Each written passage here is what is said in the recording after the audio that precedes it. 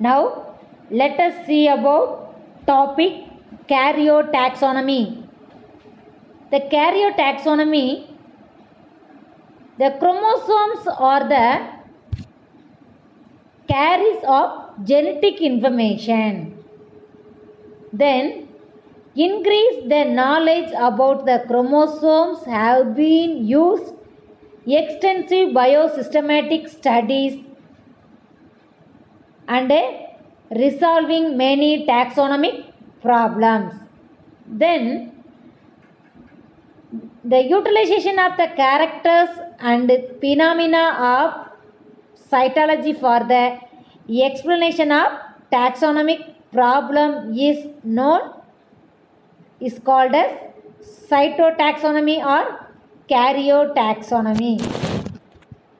Then the characters of chromosome such as the number of chromosomes, size, morphology and behavior during meiosis have proved to be of taxonomic value. Then next one topic, serotaxonomy or immunotaxonomy.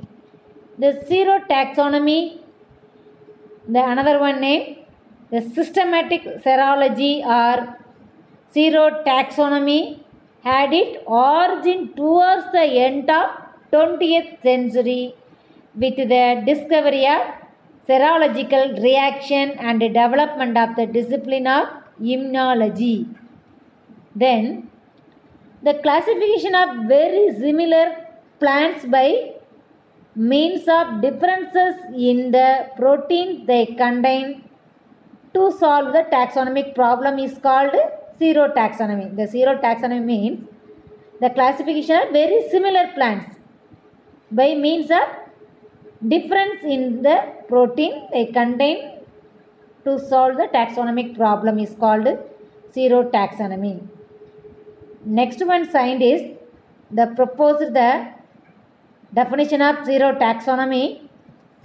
The Smith 1976 they defined it as the study of the origin and properties of Antisera is called serotaxonomy. Then importance of serotaxonomy. The first one importance, it determines the degree of similarity between species, genera, families, etc.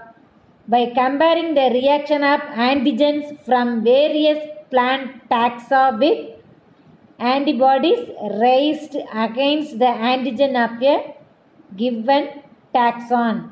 For example, the assignment of Phaseolus aureus and Phaseolus munca to the genus Vigna is strongly supported by serological evidences by Crispils and Kattner. Then next one topic, molecular taxonomy.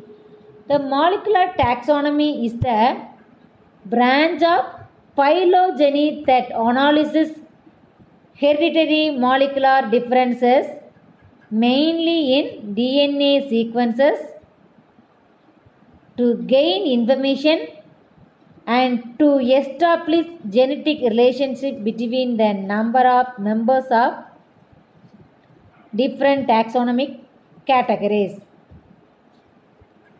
Then the advent of DNA cloning and sequencing methods have contributed immensely to the development of molecular taxonomy and population genetics over the years. The molecular taxonomy and population genetics with improved analytical power and precision. Then the result of molecular phylogenetic analysis are expressed in the form of a tree. It's called phylogenetic tree. The molecular phylogenetic analysis are expressed in the form of a tree. is called phylogenetic tree. Then the different molecular markers like allozymes, mitochondrial DNA, microsatellite, the RFLP, the restriction fragment length polymorphism, then RAPD, the random amplified polymorphic DNA. Then next one, the molecular marker AFLP, the amplified fragment length polymorphism. Next one, SNP. SNP means single nucleotide polymorphism. Then microchips or arrays are used in analysis. Then the uses of molecular taxonomy. The molecular taxonomy very useful in help in establishing the relationship of different plant group at DNA level. The molecular taxonomy helps in establishing the relationship of different plant group at DNA level. Second one, uses of molecular taxonomy. It unlocks the treasure chest of information on evolutionary history of organisms. Next, you continue the next class. Molecular markers.